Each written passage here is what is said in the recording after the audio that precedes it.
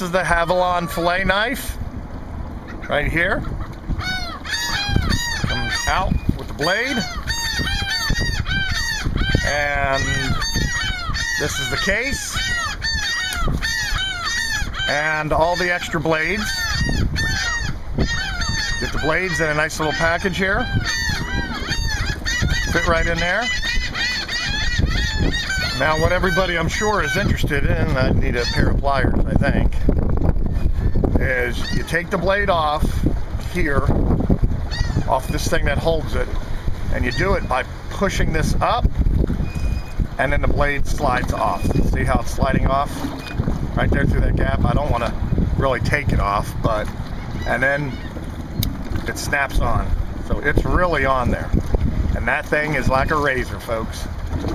It's just a handle that you can wash real clean, and it's got a belt clip. And today's going to be the first day of actually testing out how well it fillets. Alright, so I'm going to get a fish.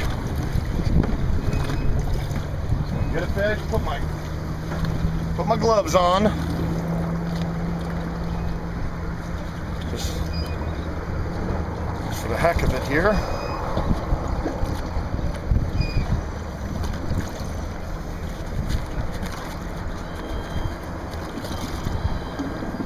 And I'm going to start out on a real small trout. Plain old speckled trout.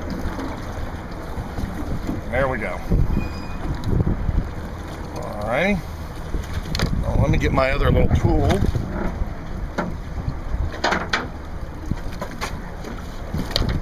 Okay. Well, this is how I would just normally do it. Cut it down. Oh my God. Like butter. This thing is so sharp. It's ridiculous.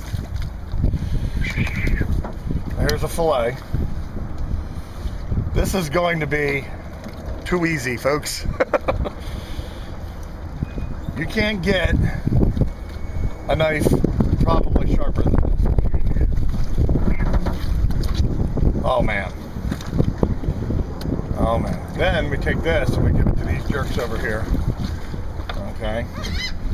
So then the problem I saw was, is this knife going to be actually too sharp to fillet a thin-skinned trout? That's the question. So here we go. We're going to try it.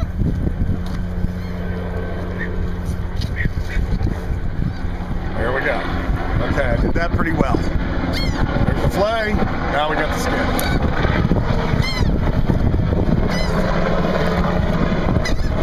Cut out the backbones here. Not the rib cage, I mean. And this, see, the flexibility is what I was worried about. If this has flexibility, and it obviously does up against the table here, no problem. Okay, hold it like I normally would, and just draw that skin right off. Okay. Now, let's move on to a little tougher fish. How about a ringtail porgy? A ringtail porgy. A ringtail porgy it is. Get one out of the cooler here. And over there. Here's some of our catch. We have redfish, sheep's head. Good sheeper. This is the one here that is the absolute root of all evil to clean. But we have a ringtail porgy, and it's one of a red sheep's head's little cousins. So we'll see how he works. Okay. This is just a pan fish. I'm surprised that we even caught one today, because usually you catch them in real cold water. Okay, so I cut behind the head, like I normally would. I'm going to go down the backbone, down the back, poke my knife out, and then what I usually do is just go along. This is actually cutting as if this was actually, well, instead of butter, let's say white bread. White bread with no crust. This is is actually kind of ridiculous. Okay, go down, run it along the bones. Okay. Now, what I usually do, even on Mr. Sheep's head, is I just cut through these bones that are the rib cage. Okay, through them. And here comes a nice ringtail porky fillet. Okay. Now I can see, boy, you better keep your hands away from the tip of this blade. And there we go. Nice little fillet coming off of there. Let's do another one. Yeah, you don't use this knife as like a little toy, that's for sure. And keep your hands clear. Go on down. Believe it or not, the true test, I think, sometimes of a knife is smaller fish, because it's a little more delicate. Okay. I mean, if there was some little, some guys that are out fishing for rainbow trout up in the streams of Colorado or something, and they just want to absolutely do one-stroke fish cleaning, this is going to be one-stroke fish cleaning, where saltwater fish here many times have a little more armor, and just wipe that right on through. And there we go. And there's the garbage disposal. That's the garbage disposal. So, okay, let me take a little wipe of this. Clean that right off a little bit. There we go. And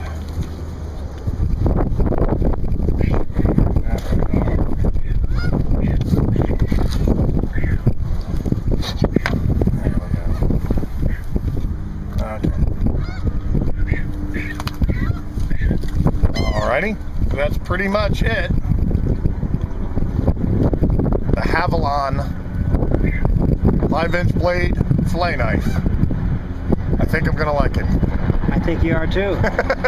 Now, if I can go and make some comments, Dave, as an ex-surgeon, I operate... You might want to wait for the helicopter, or speak up loud for the helicopter.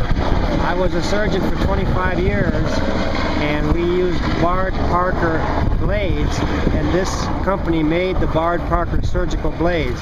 So they are surgically sharp, and it's the same type of insert, how you put it on, how you take it off. Just be very, very careful. You didn't have a pliers to go and put it on, but I would highly recommend you have a pliers to go ahead and take it on. Just grab it right down there, because if you slip at all with that blade, you're going to cut yourself. It's very, very, very sharp. And the neat whole thing about this is once this gets dull, put on a new one. Heck, I don't know what you're going to use the old one for, but you better discard them properly. Yeah, of some sort. Let's try the sheepy. Okay. We'll hit end there, and we'll start back up. All right. This is a sheep's head. This is your average size sheep's head. We catch a lot of them. These fish carry actual like weapons with them when they're alive. This is like having a Havalon knife on the top of their body. But what makes them really tough is they're kind of armor plated, big head, thick bones. These fish live in and around rocks, pilings, docks. So this is the true test right here, because these are heavily armored fish. So if I go in here and I just cut, go right around. And this is what I was hoping for, is have a knife just so sharp that you could just outline a fillet real easy.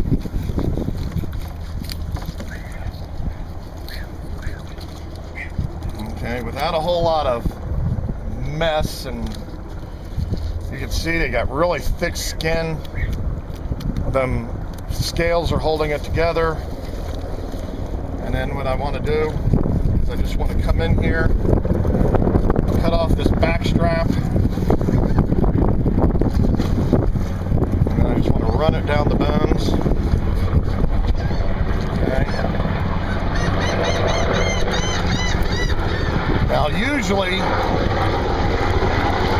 we'll just start popping some bones. But what I'm hoping is you don't even have to do that. I'm just going to go around this massive rib cage. Okay, just like that. And then I always call this the lower chunk of the meat is right in here. And that's what I was hoping. Not even having to go through any bones or anything with this knife. You don't have to bust bones with it. That's what I was hoping for. This is the true test. The only thing tougher than, I think, cleaning a sheep's head is a triggerfish. I don't catch many triggerfish. I don't go offshore far enough to catch triggerfish. Look at this. Right through all them scales.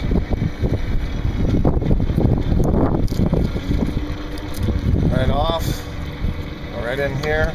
I mean, the scales are sticking to the point of the knife. I can't even get them off. There we go. Slice right in there. Boy, I'll tell you, if you skipped and missed a beat here, go right in there. Just take that meat right out. I was afraid that the knife wouldn't be long enough, but for most of the fish that I do, as you can see the sizes of them, this is going to work just fine, I think. And now I can just go in, go around this big rib cage. Okay. See, we pull at the same time. It's sliding on me. But we don't need any of that. We just need, let's see, right there, and go right around. And that's a sheep's head. All done.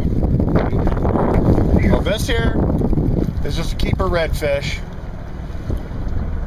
You need to keep them 18 to 27 inches, so this is a nice little keeper here. This is also a guitar pick scaled type fish. So we're going to give this a try too. Go on in. Right on. Man, I mean, this is ridiculous. I mean, look at that. That's sort of an unconventional way of doing it. It's taking it down along the belly and then getting out that tail. But then I can turn them around. Go right in here and do the same thing. Work right on down. Okay.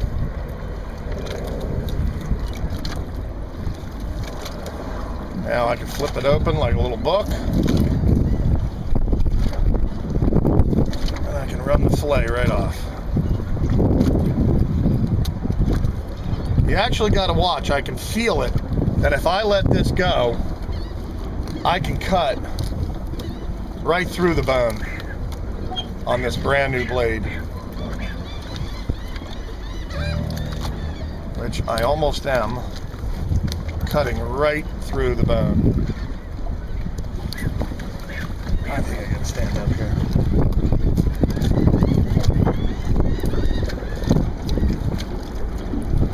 I'm trying to go around these rib cage here and stuff to get the fillet, and you can see I was going on the other side of the fish.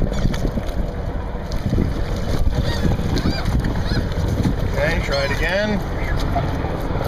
Put it in. Now you can imagine the guy cleaning the walleye.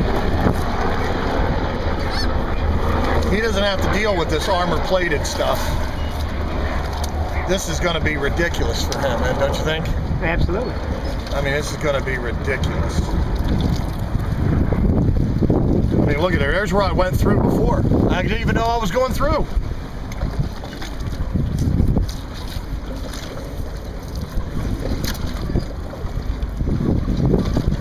Here I come up towards the rib cage, and you can just go right around it.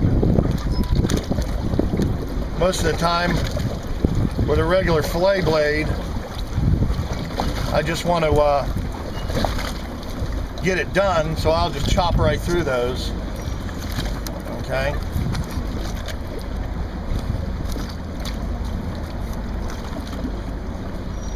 Got to give it a little power because you got this scales and this heavy skin to deal with.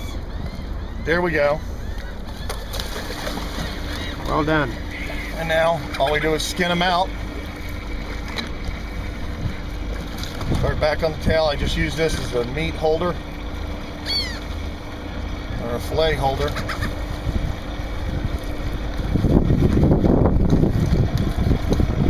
And then it goes right through like nothing. There we go. Perfect skin. That's the reason why they came up with the recipe redfish on the half shell. You just leave this on, put them down on the coals on a fire, and the meat cooks right inside the scales. You push it right off onto your plate, and you go, and throw that to the raccoons. So that's all done. When you're out in the woods, or you're spending a weekend in the swamp.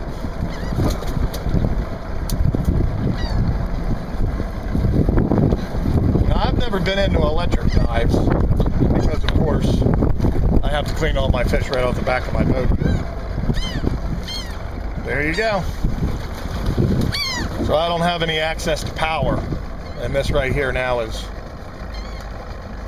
from what I could tell, this is everything I thought it was going to be.